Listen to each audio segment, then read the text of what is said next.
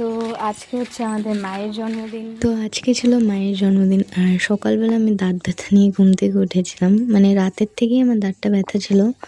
তো সকালে ওই জন্য উঠে ওষুধ খেয়ে নিয়েছিলাম, ঘরে ওষুধ ছিল। তারপর ব্রেকফাস্টটাও করে নিয়েছিলাম। আর দুপুরবেলা আমি একটু বাজারে গিয়েছিলাম এই টুকটাক দুধ, চিনি, চাল, দই এসব কিনতে, কারণ আজকে যেহেতু মায়ের জন্মদিন তাই একটু পায়েস আর কেক বানাবো। যদিও আমার ক্রিম শেষ হয়ে গেছে তাই ড্রাই কেকই বানিয়েছিলাম। এই চকলেট ফ্লেভারের কেকটা বানিয়েছিলাম, এখানে অনেকগুলো চকলেট দিয়েছিলাম, চকো চিপ দিয়েছিলাম। তো তারপর আমি পায়েস বানিয়েছিলাম। এর আগে আমি একবার পায়েস বানিয়েছিলাম মায়ের জন্মদিনেই।